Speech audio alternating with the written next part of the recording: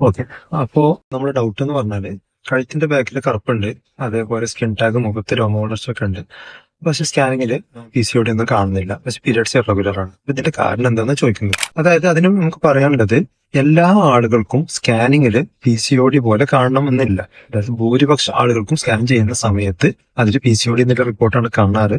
പക്ഷെ ചില ആളുകൾക്ക് ഈ ഒരു അസുഖത്തിന്റെ ഈ ഒരു കണ്ടീഷന്റെ തുടക്ക ലക്ഷണമാണെന്നുണ്ടെങ്കിൽ അവർക്ക് ഉണ്ടാവുക കഴുത്തിന്റെ ബാക്കിൽ കറുപ്പ്, അല്ലെങ്കിൽ സ്കിൻ ടാഗ്, അല്ലെങ്കിൽ നമ്മളെ മുഖത്തൊക്കെ കൂടുതലായിട്ട് രോമ വളർച്ച വരിക, പീരിയഡ്സ് ഇറഗുലർ ആയിരിക്കും. ട്രീറ്റ്മെന്റ് എടുക്കാൻ വേണ്ടിയിട്ട് നമ്മൾ സ്കാനിങ്ങിൽ കാണാൻ വേണ്ടിയിട്ട് ഒരിക്കലും നമ്മൾ വെയിറ്റ് ചെയ്യരുത്.